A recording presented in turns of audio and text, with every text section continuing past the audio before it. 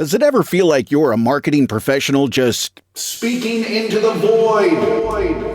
But with LinkedIn ads, you can know you're reaching the right decision makers, a network of 130 million of them, in fact. You can even target buyers by job title, industry, company, seniority, skills, and did I say job title? See how you can avoid the void and reach the right buyers with LinkedIn ads. Spend $250 on your first campaign and get a free $250 credit for the next one. Get started at linkedin.com/campaign. Terms and conditions apply. This episode is brought to you by Nespresso. Gift magical mornings with Nespresso Virtuo Pop. Compact and stylish, Virtuo Pop is made to meet every morning coffee craving. From espresso to coffee, hot or iced, at the click of a button. And celebrate the season with Nespresso's limited edition coffee flavors. Sweet almond and hibiscus, cinnamon and candied tamarind, and festive double espresso. Magic in the making. Shop the holiday gift collection exclusively at Nespresso.com. This is what the tree looked like before I had it cut down, after it had been damaged. Right. And this was what Brian left me with when he was done, or Ed, his worker. And what's this? That's what it looks like today. This is the plaintiff, Sharon Ober. She says she had a dead tree in front of her house, and instead of cutting it down, she hired the defendant to carve it into a big elephant. She paid the plaintiff up front. He started the job, but then his saw broke. He said he'd be back to finish the carving, but took off with her hard-earned cash and never came back. She's not about to let him get away with stealing from her and is suing the loser lumberjack for the $900 she's owed.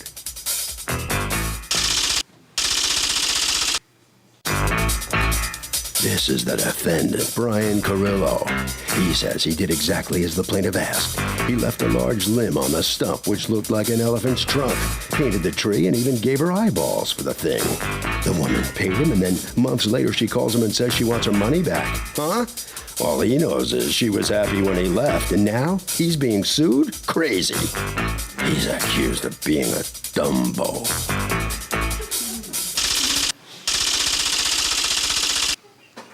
All parties, please raise your right hands. Sorry. What you are about to witness is real. The participants are not actors. They are actual litigants with a case pending in civil court. Both parties have agreed to drop their claims and have their cases settled here before Judge Marilyn Milian in our forum, the People's Court.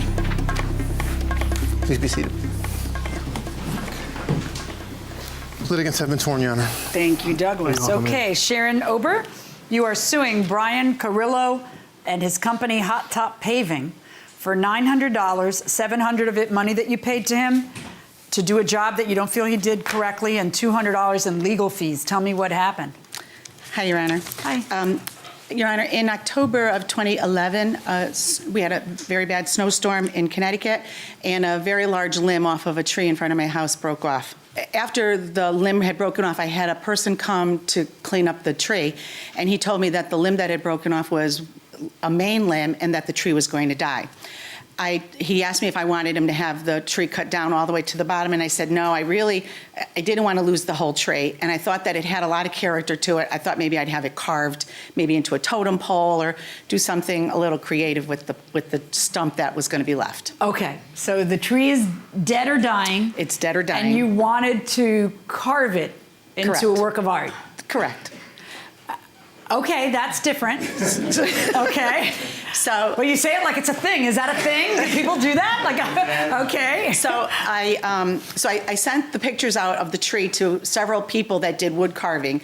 So anyways, all of them came back to me and said, the tree is a rock maple. It's too hard to carve. I'm kind of thinking that you should just have it cut down. Okay. So I said, fine. In the meantime, I'd hired this landscaper to come and cut the branches that needed to be cut, but to leave several of them still in place in case I did find somebody who ultimately would carve it. So in early January, a person comes to my front door, knocks on the door and says, would you like me to cut down your tree? And I said, no, I'm planning on having it carved. And he said, well, what are you thinking? And I told him I was really thinking. Was that him? To be honest with you, was Your it Honor. you or somebody in your It was my cousin. Okay, so go on. So this person, his name was Ed. He said to me, we could do this job. And I said, well, you're pavers. Yeah. Why are you knocking on the door to see if she wants, right? It was winter time. I do trees on the side too. We were working in the area doing a tree job. All right. So I said to him, I said, how much do you want? And he said $1,000. And I said, well, I can't pay that much money. And so we renegotiated the price down to $700. And you were going to do what with it? I mean, this going- guy's a paver. I realized like what that. artistry was he going to have making, like, what was his vast and varied experience making totem poles or whatever? What did you want made? What did you want? I really just wanted it to, I wanted him to put some ears on it. I wanted him to take one of those major trunks and notch it. It had a great big... An elephant. Correct. You wanted an elephant. And I because got you one. felt like it was kind of predestined to be an elephant. You have pictures? Correct. Let me see. This is what the tree looked like before I'd had it cut down, after it had been damaged. Right. And this was what Brian left me with when he was done, or Ed, his worker. And what's this? That's what it looks like today. Which, you put ears on it? I did. What are... I love you. I want you to be my neighbor. You are so whimsical and happy. I don't have the time to return people's phone calls. You are looking for elephant ears to salvage a tree that had a graceful form to you that you like. I just couldn't see cutting down the tree. Is that an eyeball? Yes. Well, one of my neighbors provided me with a marble, and it fit right in the hole in the knot in the tree. But that's like this big. Well, no. The marble itself is probably... Oh, just the marble. Just the marble. Oh. The rest of it was already there. That's actually the tree, brown like that. Correct. The brown eye of the elephant is priceless. Correct. All right, so, but what he had done was give you this. Yes. Okay, so what he did was cut the rest of that tree, make a mouth, and the eye was natural? It was the knot in the tree? The knot was in the tree. I'm fascinated that you saw the elephant in this. Okay, and so what? So as he starts doing the work, of course, now Do you have a contract with him? I do. But what I got from you was illegible. Do you have a... That's the best that I have. Do you have a contract? I have a contract. May I but see it? I didn't bring it because they said she had it when I spoke to the judge. So you have a contract but didn't bother It's bringing the it? same contract Yeah, as why that. don't you tell me what your contract's for? Show him the contract. That's the first I've ever heard anybody say. I can... No, just wait. To cut down, shape What's that tree. say? To cut and shape tree in front of the yard. Also we painted it. What do you mean you painted the... She had us paint it, spray paint it, and she had us do these things. Did you have and him then paint it? after she paid us, and my cousin went in to get paid, she writes in the bottom after she gives him the money that, oh, well, how about I think it'll look better if you put tusks on it and this and that. Tusks? Yes, at the bottom. She wrote her handwriting on the bottom. Okay, how do you know what that says? I can't Because read it's that. my handwriting and I wrote it. Okay, read it again. Shape tree in front of the yard. Also spray paint the tree. And then down here it says when she added about the tusk and That's after she wrote pays. that. Yeah. Did you add that in afterwards? I added that on before I signed the contract. There's a question mark on it. Question about the tusks. She wrote but it. But what happened was, It was while he after had the- started while he had started all of this work, Your Honor, his saw broke. I said to him, he goes, well, I can't finish the work because my saw is broken. He says, I'm going to have to go out and buy a new blade. Can you pay me? Well, yeah, if that's what it's going to take for you to be able to finish this job. And that's when he came in and he said, so here is the contract, I'm going to need a check. And I said, well, before I sign this, when is this job going to be completed? I need a completion date. So we added down that he would be coming back to put the ears on or before April 1st of 2012. And then I put a question mark about the tusks because I wasn't certain as to whether or not he might be able to find something in his... So what you're saying is that whatever they were going to do, they had done. Then he wanted to get paid. Correct. But according to you, he promises he's going to come back. Right. What is it they didn't do that you think they should do? They didn't shape the head. The head is completely square. They didn't do the chunk. You can see in the finished product, he didn't put the ears on. I mean, it wasn't What were they clarified going to make the ears out of? I found a stump in a neighbor's yard, and I had my tree man come and slice 2 slices off of his stump. The second person that I hired Bob the Builder. He was the one. Builder. Bob the Builder. And I told this to Ed when he came to my house, that I would help him find ears, because he was going to make them. That's what he told me originally. He was going to make them. And I said to him, I said, before I pay you, I want to know, when is the work going to be done? He said, and I said to him, I said, does April 1st sound like a reasonable date? And he said, yes. And according to you, that's not true. Well, what happened was I'd like to see your copy of the contract to know if it's true or not, because if I could see whether it's on your copy of the contract. Right. I have it in the file cabinet at home. That's good. I'll just go over your house later. Welcome back to the People's Court, Harvey Levin here. So she carves this elephant, or wants the elephant carved, out of a tree. Cool or cheesy? I think it's cool. Honestly, I would do that if I had a big tree that I didn't have anything better to do with. Would you put it in the front lawn or just the backyard? Front, because my house would be the favorite one on the block. What do you think? I think it's pretty cool. Okay, what's the best animal to carve a tree out of? A mouse. A mouse? A mouse? Okay, that's called a stump. That's called a stump. We're going inside the courtroom. She kind of feels that, like, this wasn't worth $700. Well, we came to agreement. We were but what did you guys do for $700? We carved it.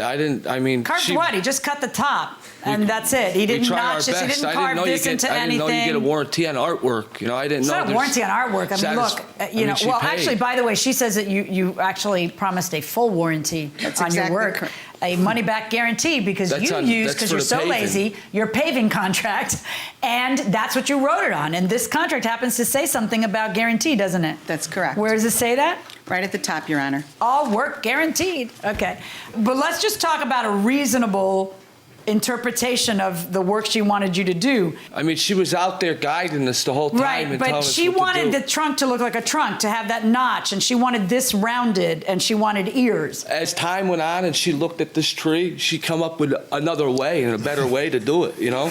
I mean, you do something, you look at it, and she's the type of person that, oh, well, this needs that. This needs, fixings. She was happy when we left there. Okay. She paid. No, Your it was Honor, $20. from the time he knocked on the door till the time he left with that work being done was maybe 2 hours tops. I wasn't getting paid by the hour. What's that matter? She means that you guys didn't do the job that she contracted you to do, that you just cut a few branches off and fled.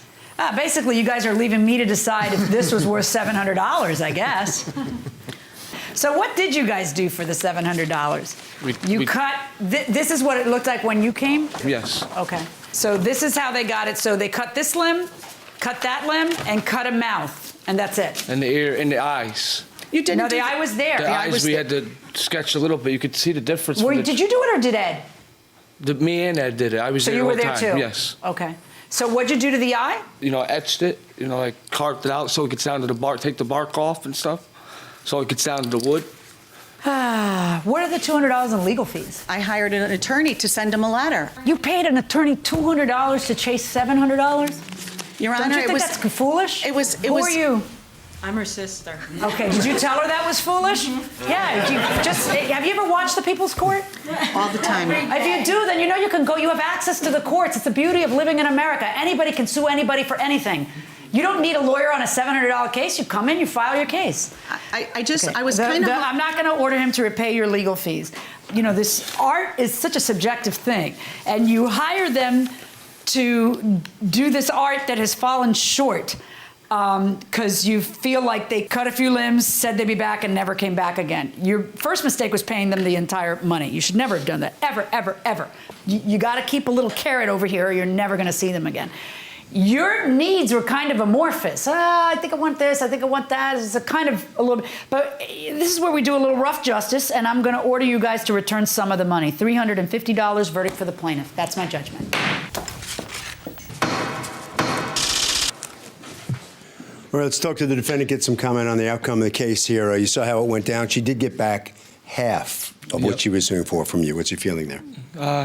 No feeling at all. Think it's fair? Yep. Fair deal. Had you ever done anything like that before? Tried to sculpt a tree into Really? Yeah, many a time. Really? Yeah. People do that all the time? Well, not all the time, but done it a few times. Right, you have? Yep. Did you have like any kind of a portfolio to show or pictures or anything like that? She just trusted your ability, and Right. you did the best you could. That's it. As an artist. There you go. All right, very good. All right, head right around the corner this way, if you would. All right, so come on in here. You satisfied how this comes out? I'm a little disappointed, but you know what? I think justice was served. What are you disappointed about?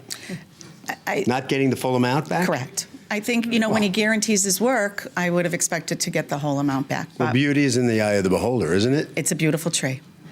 Harvey?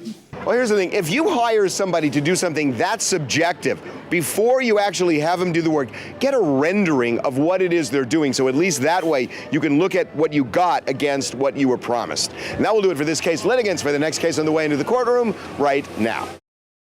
The family that vacations together stays together. At least, that was the plan. Except now, the Dastardly desk clerk is saying he can't confirm your connecting rooms. Wait, what? That's right, ma'am. You have rooms 201 and 709. No, we cannot be 5 floors away from our kids. The doors have double locks. They'll be fine. When you want connecting rooms confirmed before you arrive, it matters where you stay. Welcome to Hilton. I see your connecting rooms are already confirmed. Hilton, for the stay. Did you know that parents rank teaching financial literacy as the toughest life skill? That's where Greenlight comes in, the debit card and money app made for families. With Greenlight, you can send money quickly, set up chores, automate allowance, and track spending with real-time notifications. Kids learn how to earn, save, and spend responsibly, while parents have peace of mind knowing smart money habits are being built. Try Greenlight risk-free today at greenlight.com/Spotify. This is the plaintiff, Gary Showstrom. He says he purchased a Loveseat from the defendant's store, and 3 days later he developed a terrible backache. Turns out he strained a muscle sitting on the Loveseat because the pillows weren't stuffed right. The defendant refuses to take the inferior product back. He needs to stand behind the products he sells, and that's why he's suing for the $1,120.44 he's owed.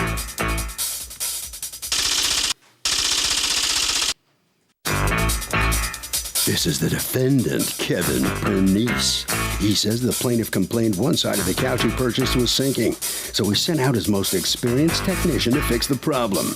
He added extra support and extra padding as a courtesy to his customer at no charge. At the end of the day, there's going to be no pleasing this guy because he wants him to redesign the couch. Bottom line, he did everything he could, but refuses to give him a refund. He's accused of not giving enough support.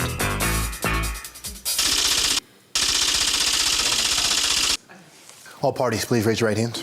Welcome back to the People's Court. Next case in the docket. The plaintiff bought a Loveseat from the defendant and says it screwed up his back. But the defendant says he even went the extra mile, so the guy's nuts. It's the case of he loves me not. Okay. Gary, pronounce your last name? Shostrom. You are suing? I'm sorry? Pronounce the SJ as SH.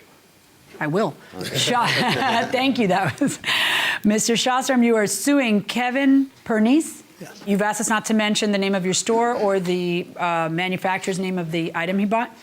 You're suing them for $1,120.44. The cost of a Loveseat that you bought from them that, according to you, is defective. Tell me what happened. Yes. After having a Loveseat and sitting in it, it seems like on the left side where I sit, your body like twists in it, you know? And when I went back to the store and asked them to call the manufacturer to see if they change their type of material or whatever in the Loveseat.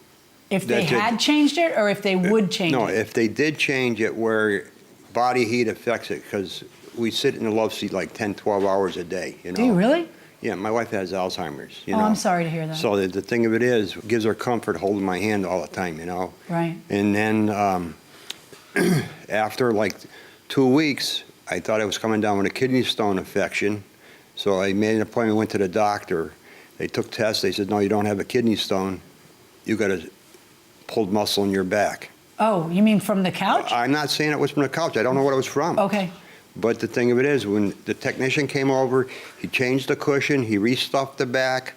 I pushed it back over in so I could watch TV with it. I sat in it for about 4 hours, and I'm noticing my twist in there. So when I went back to the store that day, they said, oh, he's not going to be in until around 10 o'clock that morning, and that was around 9:45, and I wasn't going to wait because my wife gets impatient. So I got huffy, and I threatened them, and I was going to go to small claims court. They said, well, don't do that. let me take your number and name back down, and I'll have Kevin call you. Well, it was like 9 days later that my wife was in the daycare that day. I said, well, I'm going down and file judgment, and that's what I did. Okay. Did you ever talk to Kevin? I talked to him one time over there, the first time. Before buying it? No. After buying it? Right, and he said he was going to send a technician okay, over, and then which he did. that did happen. All right. Let me hear from you, Mr. Pernice. How do I pronounce your last name? Pernice, right. Pernice. Yeah. Well, he bought this, I think, in August. It was a special order, and we ordered it in a specific cover. And then he called, and he said he had a problem. So I said, okay, we'll send the technician out. So within 4 days, the technician went there, and he came back to me and said, the problem is really that I didn't see anything wrong with it. That's the technician telling you. Correct. Do you have an affidavit from the technician? I do. May I see it? Thank you, sir. Do you sub out the, private contract, okay. Yes. I'm sorry, who signed this? That's Alan Archambault. Okay. Quite the signature. Okay. The first time I went to look at the chair, it felt fine to me. The customer felt it was leaning, although I did not. To make the customer happy and to see if it felt better, I had the store order a complete upholstered seat replacement. This consists of a new cushion, fabric, and seat springs. During the course of replacing the seat, I also added additional stuffing, as the customer complained he needed additional support for his lower back. Once this was complete, the customer tried the chair and stated the chair felt good. That was my last contact with the customer. When the fellow's there fixing it, did it feel good? Yes. It isn't until later that you felt that it wasn't comfortable for you. I sat in the chair when he got done fixing it. He left. I pushed the chair over so I could watch TV with my wife. She sat down on her side. I sat down on my side. And after sitting in the chair like 3.5 to 4 hours, I noticed I'm twisting in it. So, if you buy like a sofa or Loveseat, is there like some kind of an implied warranty that it's going to be comfortable? I don't think so. I think if you don't think it's comfortable when you buy it, then you're stuck with what you bought. Okay, but you don't sit in the sofa for an hour when you buy it in a store. Of course you don't. So is there a warranty that it's going to be comfortable? No, it's not. Anybody think there's a warranty? What do you think? I don't think so. I think it's subjective. I mean, comfort is different based on the person. So tough luck. Pretty much. Okay, going inside the courtroom. Do you have any evidence for me to look at to see that it's constructed inappropriately? Like, for example, did you have your own furniture specialist come and look at it and say that it's... Because for you to return it, either you have to have a contract with him where you get to return things after you use them, or you have to be able to prove to me that it's not what you bought. You didn't buy a defective one. But if it's just uncomfortable for you, then it's just uncomfortable for you. You picked the wrong one. That's not on them. If the technician, when he came over there, felt that that chair was fine. Which he says he did, right, that he did it to make you happy. And went back to Kevin and told him that. Kevin should have called me and said, look, the technician says there's nothing wrong with that chair. But why? And so, in other words, so Kevin shouldn't turn around, and by the way, who paid for the replacement kit? So Mr. Pernice shouldn't try to make his customer happy by paying for a replacement kit and sending somebody over there to do something you're requesting. I'm not, you know, I wasn't, when I went over to see, excuse me, when I went over to I just need proof. I need proof that the thing is manufactured defectively, as opposed to it's not comfortable for you. The statement Kevin made before was he special ordered that chair. When I went to the store and sat in a Loveseat they had on the floor, it was a light tan, which matches my other furniture. I said it to the lady, I will take that chair. She says, we don't sell off the floor, so you might as well get the color you want. That was her statement. Okay, may I see the receipt? What makes this a special order? Well, we carry it in one specific cover, and then he picked a different color. What's your refund policy on non-special order stuff? We usually give, if somebody buys something out of stock, we usually give them 3 days. You know, it's not written in stone, but, you know. It's not written on your receipt. I'm just curious what's your... Right, yeah, it's 3 to 5 days. You know, if they're not happy, they could exchange it or get their money back. The delivery was when? Well, he bought it on 8/16. It took about 5 or 6 weeks to make it and ship it. It was paid for on a specific date on the bottom of that receipt. I assume that was the day that it was delivered. It was paid in full. 9/28 is what it says. When do you say it was delivered? Do you remember?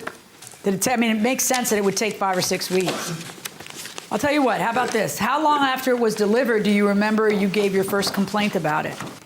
I'll tell you what, how about somebody tell me when Alan Archambault Tell me when the furniture repair guy actually went over there to repair it, because his he went- affidavit doesn't say squat about that. Okay. The date. The service order was written up on October 1st, the first one, okay?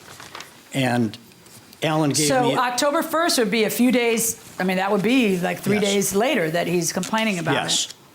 And then Alan gave me a bill, so he must have came back to me on the 4th of October. Why is this, because your receipt doesn't say anything about special order anywhere. How do I know this is, I mean, usually special orders have something funky about them. This is just the color he ordered it in, which it apparently comes in. There's nothing special about it. That's why. Well, it's not something we normally carry, and we're ordering it specifically for him. So if it's not in stock, it's a That's- special order. Yes. Yeah. I mean, the special order part of this is not really, you know. No, it kind I of would is, have because taken that's care the of it. only refund policy you print on your receipt. You don't have any other refund policy. All right, we're back to Your Honor? my concern that you prove to me there's something wrong with it, as opposed to that you are uncomfortable by sitting 10 or 12 hours a day. I think anybody would be uncomfortable sitting 10 or 12 hours a day. But tell me this, though, Mr. Shostrom, because Yes. this is really the crux of the case. For me to order him to refund your money and take back the Loveseat, you have to be able to prove that there's something defective about it. Okay. How are you going to do that, other than telling me you're uncomfortable in it Okay, sitting 10 or 12 hours a day? I got some pictures I'm going to Okay. show. Let me see that. She'll watch them. Okay. Unless she'll look at them and then she'll ask you Okay. questions. Mhm. Just in case she wants to see that. Did you ever call the manufacturer, by the way? Yes. I only get voicemails or that electronic stuff they do on a talk, you know. Okay, I'm going to need you over here to explain all the writing that you have on the pictures. Okay. That's a yardstick that you're holding up? No, it's a white piece of PVC. Okay. The chair is back, the bottom is like this, and this, to me, should be parallel. It's back this far here, like. Yeah, but lots of seats are like that. Not seats aren't like this. I would expect them to be back a little bit. I mean, that's obvious. That's not a hidden fact. See, like, to me, it's sitting back too far. You didn't notice that when you sat in it? No. It felt comfortable, the one they had in the store, and I told them I would take that one. She says, we don't sell anything off the floor. What's this picture? What is this? Also is, this sits back an inch and a half farther than the right Are these side. is this a recliner? They're both a recliner, yes. I bought in chairs like 15 years ago from that store, recliners, and I loved them. Right. I bought the set I have. We're all getting older, though, aren't we? The set I have was made in China. This set? No, The other set? And Right. this was made where? in the USA. Oh, And that's why that's an indictment. That's why I went to the store. You know, I wasn't trying to chop her price. I could have gone back to the store. I bought the other stuff that's made in China. Right. You know. All right, so can you go ahead and go back? Thanks, sir.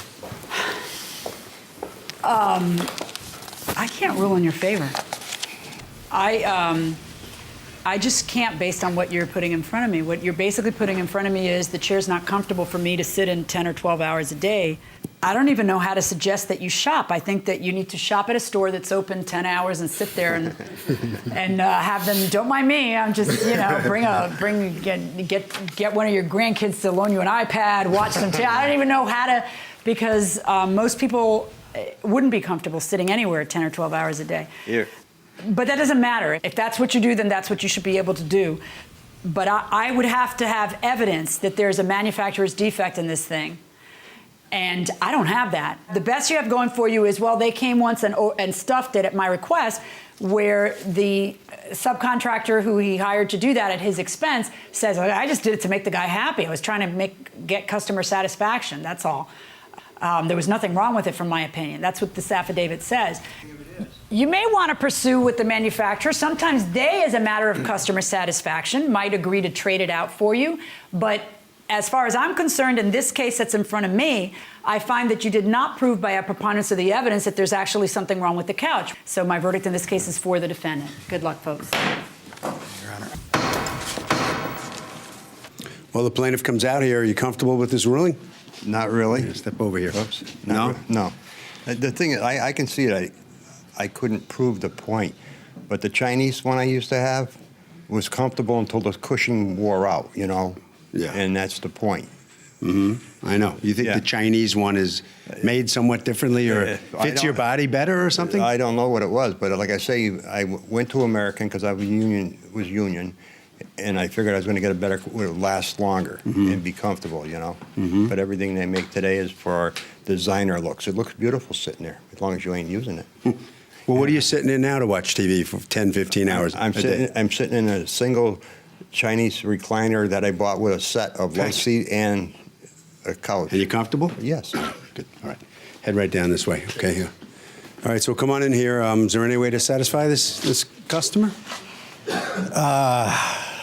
This is a tough one. I mean, we really tried, and it's just, if you're not comfortable with something, I can't make comfort. I can try to fix things that are wrong, but there was really nothing wrong here. And the problem is he's just not comfortable sitting in this thing. And when you're sitting 10, 12 hours a day and it's going to sink in, I think anybody that sits in something 10 or 12 hours a day, you're going to get body. It's going to compress a little bit. It's going to happen. All right. Harvey?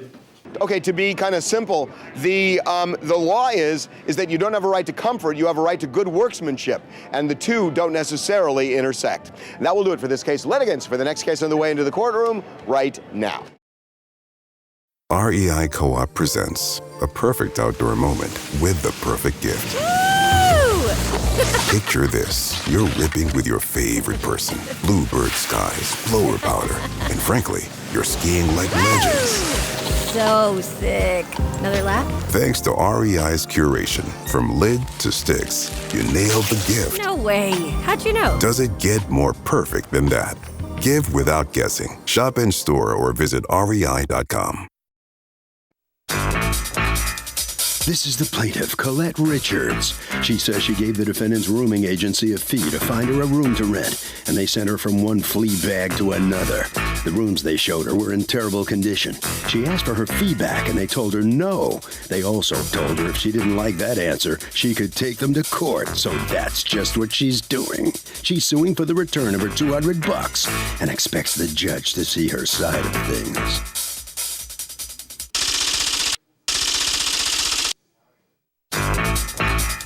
This is the defendant, Charlin Martinez. He says it's been a year since he's had the displeasure of working with a plaintiff who has filed this bogus lawsuit to harass him. He doesn't owe the woman a penny. His fee's non-refundable, and he can't wait to see the look on the plaintiff's face when that judge bangs the gavel in his favor and she walks out of here the way she walked in, with nothing. He's accused of running out of rooms.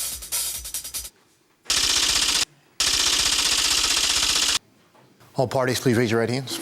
Welcome back to the People's Court. Next case in the docket. The plaintiff gave the defendant money to find a room to rent and says that the places were beyond unlivable, but the defendant says the deal is the fee is non-refundable. It's the case of Heartbreak Hotel. Colette Richards? Yes. You are suing Delta Rooms Corporation, represented here by Charlene Martinez. You're the owner. Hello. Yes. What's with the sunglasses? Well, I'm photophobic. You're photophobic? Yes. Because I kind of like to see the eyes of the people I'm talking to, because they're the window to the soul. Does it really bother you? Yes. It's medical? Yes. You've had a doctor tell you this? Yes. Okay. You're suing him for $200, a rental fee that you paid him that you say he didn't earn, I guess. Okay, so tell me what happened. Okay, so I found Delta Rooms in a newspaper ad. I called them on October 22nd that, I'm in the market for a room for a couple. So as a result, I walked into his office and spoke to an Elizabeth, paid the $200, and immediately I was sent out to... Did you sign a contract? Yes. May I see the contract you signed? Unfortunately, I do not have a copy. I only have a copy of the debit. Do you have a copy of the contract? Yes, I do. May I see it? So go on. What happens? Exactly what were you paying for? You pay them $200, and they do what? Do they take you to see rooms? Actually, they would give me the address, and then I would walk or drive. Okay, but they wouldn't physically take you? No. So okay, so how many addresses did they give you? What they did was to send me one at a time. So before I would go out, they would give me an address, and if I came back, it didn't work out, then they would actually send me to another one. Why didn't you just say, give me 6 addresses so I don't have to keep coming back? Or? Well, I didn't know what their policies were. I was just going by what. So you got one address, went to it, and what happened? The lady showed me the room. It was quite small. I did not voice that to her. Okay, so you didn't like the first one, and then what happens? I went back to the office, and the lady told me that she's going to look around and call me by telephone. So I received another call at 4 p.m. that afternoon and was sent to another address. Okay. But it was horrible. You know, the paint was chipped. It was just very uncomfortable. And then what'd you do? Then I called the office again. But I noticed that after I kept calling back, my calls went unanswered. Saturday, Sunday. So I decided to go back Monday, and that's when I saw a gentleman in the office. Elizabeth was no longer there. And I told him that I wasn't able to get someone. The phone calls went unanswered, and I don't really like how this looks. I'd rather to have my money refunded. So he took up the phone and called his boss, and he later told me that, you know, my fee would not be refunded. However, I can take the company to court. Okay, what is your impression of the fee? What did you pay for? To find me a place, because in their So your understanding of the contract is that you paid them $200 to actually find you a place. Yes, they and it only was get to their keep. job. Hold on. They only get to keep the money if they successfully find you a place. That's and correct. they didn't successfully find you a place, so they must return your money. That's your impression of the contract. Yeah, because you know, that was like a breach. You know, they did not. You felt it was a breach if the phone calls were unanswered over the weekend. Not only that, I got the impression that the company was not willing to work with me either. What's willing to work with you to do what? To continue, you know, finding. Did they say we won't give you any more addresses? He did not really communicate with me, other than to say that my money would not be returned. Because at that point you don't want other addresses, you want your money back, though, right? You know, because you just didn't like it. You didn't like that they didn't return your phone calls. You know, the thing is. What day of the month was this? You signed the contract when? 10/18, and you needed to have a new place by when? As soon as possible. I did not give them a specific date. At the time, what was your living situation? Did you have an apartment? I had an apartment. Were you being evicted? No. Did you have to leave that apartment for any specific reason? The reason why, because the original apartment that I was living at, the landlord moved us to another apartment that was deplorable. So I wasn't comfortable. Okay, did you have a lease in that place, or you could leave whenever you wanted to? It wasn't really a lease. It was a room where I would share. That's not a reason to not have a lease, but in any event, that's fine. Okay, so you didn't have to stay there. You didn't want to stay there. You were free to find another place at any time. Yes. But you didn't have an urgency to leave. Okay, I got it. All right, let me hear your side, sir. Well, Delta Room Rentals is a room rentals agency, and we specialize in placing international students and local residents into rooms, apartments, anything that's residential. She said that she needed to move in as soon as possible. So when she first came in, we was willing to give her multiple addresses. She was expecting, I guess, a larger place for $200 as well. $200 a what? Yeah, her budget was $200. A what? A week. Okay. A week, which is usually gets you an average size room, which it could be 150 square feet. She believed that was not big enough for $200. So what we suggested was that she was willing to be flexible with the area of where she wanted to stay at. She said that she only wanted to stay in Manhattan. She was flexible to go to the Bronx as well, but she didn't like the room. Okay, so let's talk about that weekend. Do you have any business records, or did you talk to anybody in your company to find out? I did speak to Jackie. There's no one in the office named Elizabeth. Is it possible you're mistaken? Yeah, it's possible. Okay. All right. So did you talk to Jackie? And Jackie says yes, I talked to her, and I'm the one who. Okay. Yes. And then did Jackie explain whether or not there were unreturned phone calls during the weekend? Well, we don't work on Sundays, and Saturday we only work from 11 to 4. So Okay. it depends on what time she called, during the weekend. Okay. And how does your business work?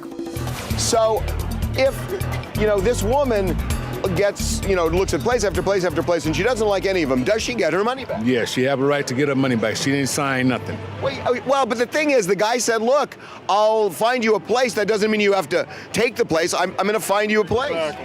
Who's talking? He's ready. Okay. I think if the person seeking the room made a reasonable effort in good faith, a reasonable person would have been happy with the room. Consideration. Yeah, there's consideration.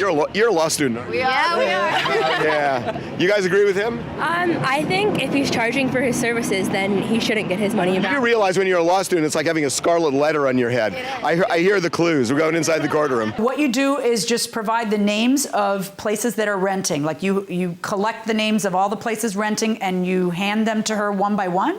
Yes. Why is it one by one? One by one, because we don't want to give them a whole bunch of places and then the owners will be expecting for them. A lot of our clients, they end up taking the first place they see. So if we do set up appointments, if we give it 5, 6 different places, then the owners will be, very upset. Making appointments and the person doesn't show up. Doesn't show up. We do explain to every of our clients prior to them paying the service fee that the service fee is not refundable. We also Are you guys real estate brokers? No. This is a room rentals apartment sharing information vendor. The service fee is valid for 90 days. We're not refusing and giving her other addresses or trying to find her a place. Yeah, but you also told me to I have the option of taking them to court. He did not volunteer that he's going to give me another address to go to. Well, right, but see, at that point, the reason he's saying that is because you're telling him, I want my money back, I want my money back. You're not saying, okay, give me other addresses. But, I wasn't abrasive. I was What ended up happening in this, when did you find a place and how? Okay, so after 2 months, my husband went to another agency in Manhattan. And after 2 months, you mean in December? Like February 2013. Oh, 4 months later. So you stayed 4 months in the place you were at? Yes. Okay. So my husband went to another agency in the area, and that agency was able to find us a very lovely room. In the same area? So Delta Rooms, they weren't willing to work with me at all. In what area? In Manhattan, Washington Heights. The reason why I'm asking is because I do own multiple agencies around, so it might be the same Which company. agency? I think it was NYC City Rooms. I'm not sure. Wait, oh my God, this is great. Okay, that's my agency. Wait. What's the name of the agency? I think it was New York City Rooms. That's my agency as well. New York City Rooms is your agency? Wait. It's owned by me, but it's different companies. And I had no idea that Are you separately incorporated? Yes. Why do you have this separate companies? Why don't you just have one it's big... just strategy of business. Why though? Like, I'm curious because I don't get it. Well, we are our own competitors. It's the same reason. If you're not satisfied with one company, you're going to go to the next. How old are you? I'm 30. He's a hustler. You're, not in a bad way, in a good way. In a good way. I meant it like you've... He's working. Yeah, you're working it. Ms. Richards, I think you're out of gas. You don't know this because you don't keep copies of what you signed, but let me read to you what you signed. We understand the fee paid at Delta Room Rentals is paid for information given in regards to room availability and is non-refundable under any circumstance. I saw that too. Where did you see it? On my copy. I thought you said you didn't have your copy. I had the copy, but I just could not find it. I was looking for it all over. So before suing, you realized that you were out of gas. All right. Based on what I've heard, I rule in favor of the defendant in this case. That's the deal you struck. You paid $200 for information. I can't help but notice you stayed in the place you were at for 4 months. It kind of sounds like you changed your mind about renting at that point. No, I did not change my mind. Well, it kind of looks that way. But either way, this is what you signed and this is what you are stuck with. You're stuck with what you signed, which apparently you know exactly what you signed. Verdict for the defendant. Well, here comes the plaintiff, and you sign it, and you live by it. That sounds pretty basic, doesn't it? I don't think so. Why not? Because that was a breach of contract. He failed to provide the rooms. Part of the contract also says that, they're willing to show me as many rooms as possible until I find the one that's most suitable. So the fact that he only showed me 2 rooms, that was a breach. Yes. All right. You just head right down this way. Let's see what he has to say about that. She says that... How you doing? Yeah. Well, I'm doing good. Really? As a company, we just try to do the best, and I guess that she was not satisfied with, the program, but yeah, that's about it. Yeah. How come you couldn't satisfy this customer? Well, when we take care of thousands of people, there's always going to be a person that might not be satisfied or might not agree to, the way the system works. But we always try to do the best. Harvey? So here's the thing. The way these deals work is this, that there's kind of an implied clause in all of these contracts that the person who has to find the room has to do what they call due diligence, which means they have to find decent places that a reasonable person might rent. And if this particular woman doesn't want the places, as long as the defendant did due diligence, tough luck for the plaintiff. The defendant is not guaranteeing that the plaintiff is going to find a room. All the defendant is doing is saying, look, I will show you good places, and if you want them, great. If you don't, it's your problem.